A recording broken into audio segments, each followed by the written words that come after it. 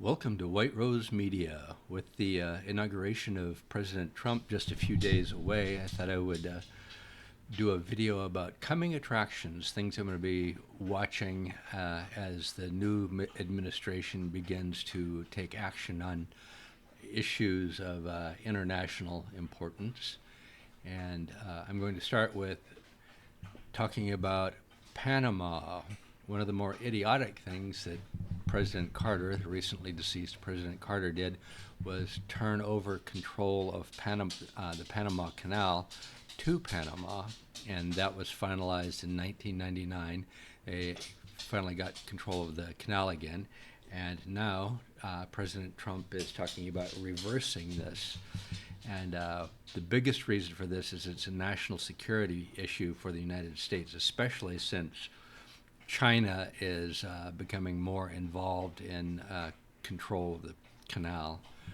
And President Trump has refused to take military force off of the table in dealing with this issue, which I really believe is the right thing to do. I mean, we cannot allow an enemy of the United States to gain a foothold in this hemisphere. It just can't happen. So we would love to have a nice, peaceful, negotiated settlement with Panama, but it cannot be the case that China gets a foothold there. And moving on, also an issue with China is the issue of Greenland. And this is also an issue of a great importance as far as national security, because it offers routes into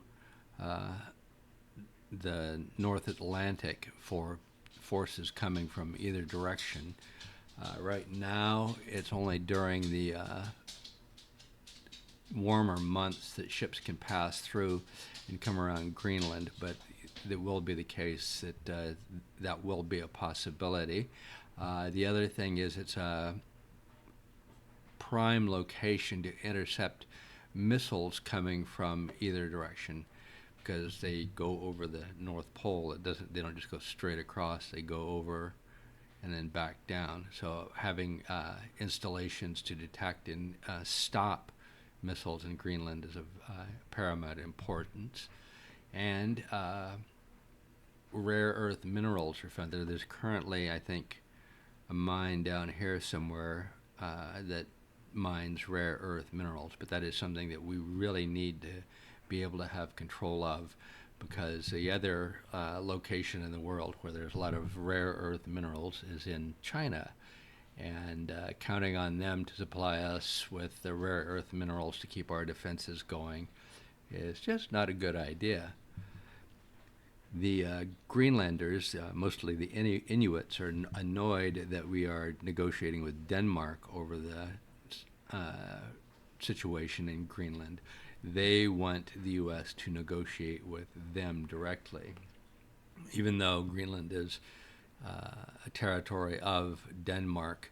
The Inuits in Greenland don't feel a great deal of affection towards Denmark, and it would be a much better idea to negotiate directly with them. And the way I see that scenario going is the Greenlanders vote to become independent of Denmark, and that is highly likely. The Inuit population is about 88%, and they've already expressed a desire to do that and a wish that the United States would negotiate with them. Once they are independent, we could step in and offer them, say, $500 billion for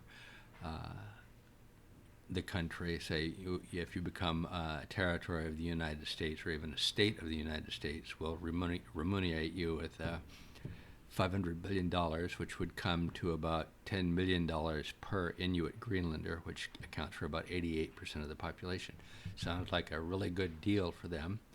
At that point, we could start to develop the military bases we need and to start to explore for more minerals.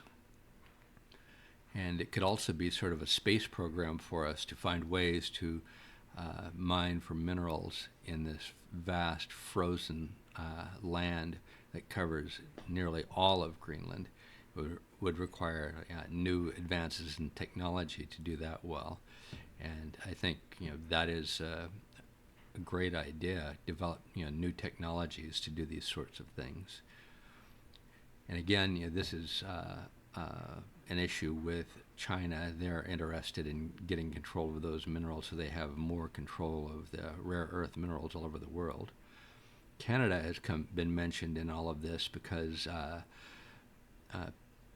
Justin Trudeau wanted to do rapprochement deals with Canada, which sort of fell apart after it was discovered that the Chinese were interfering in Canadian elections, and that weakened him to the point that President Trump, mocking him as Governor Trudeau, managed to precipitate his leaving office. And President Trump was talking about making Canada a state. That also was, we cannot have China controlling this area on our northern border. The Canadians were actually considering selling rights to all of their oil industry to a couple of Chinese companies. Fortunately, that did not go through. And again, President Trump is saying he does not discount the idea of military force to prevent this sort of thing, which is a good idea. The current stupidity and incompetence of our administrations have left us more and more open to Chinese dominance, and that just needs to be reversed. And another issue that's related to Chinese dominance, but people will probably won't see directly, is Russia and the Ukraine. Russia has really lost a lot of power due to its wasting all of its energies trying to defeat the Ukraine. A recent big story was the loss of their bases in Tartus, Syria, which was their place to take power in the Mediterranean, to have some influence, to be able to control this part of the Mediterranean and be able to guarantee traffic through the Straits of Bosporus into the Black Sea. That's gone now because they became so weakened from the Ukraine war that the rebels in Syria overran their puppet Assad very quickly, and now are telling them to leave.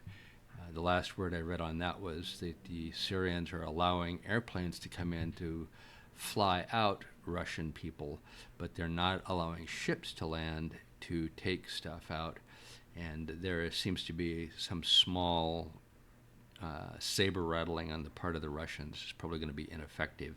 A couple of frigates and some landing craft poised off of Tartus, being able to do nothing really. They're not going to be able to force their way into Syria and take back their stuff. So the Syrian rebels are probably going to gain a lot of Russian materiel from this.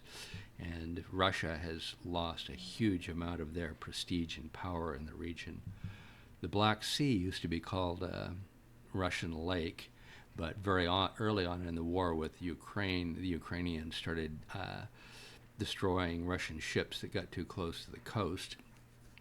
So the Russians have kept their ships away from any place that the Ukrainians could reach them. So they've lost, they can't be really called a great power in the Black Sea anymore.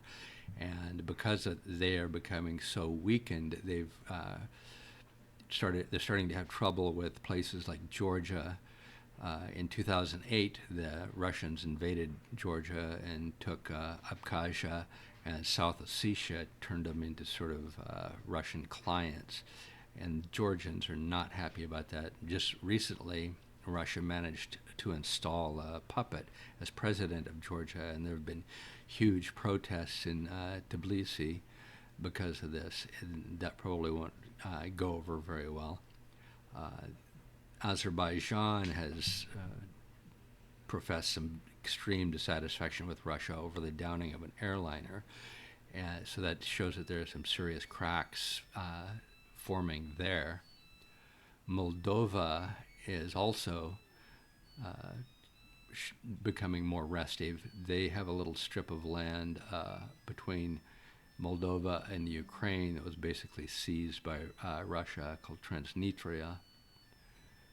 And the Ukrainians have been contacting both the Moldovans and the Georgians to talk about what we can do together to end Russian influence, to overcome their dominance over us.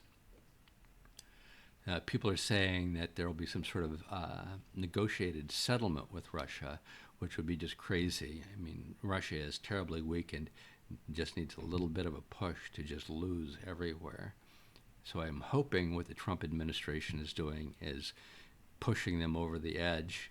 And this would be a huge message to China. Don't try to expand into Taiwan. Nothing good can come from this. Look what happened to Russia. So the best outcome for the U.S., for the West, for the world really, would be for Russia to lose completely in the Ukraine, lose everything, and just cease to be even a true regional power after this. They are hoping that they can, through negotiation, win concessions that they can't win militarily.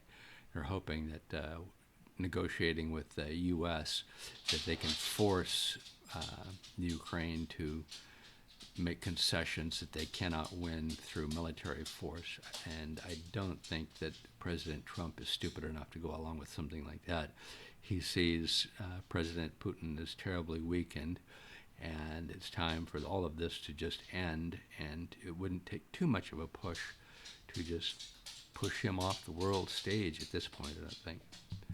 So I will be watching these areas as the new administration comes into office and starts to take action in these issues to see where they go.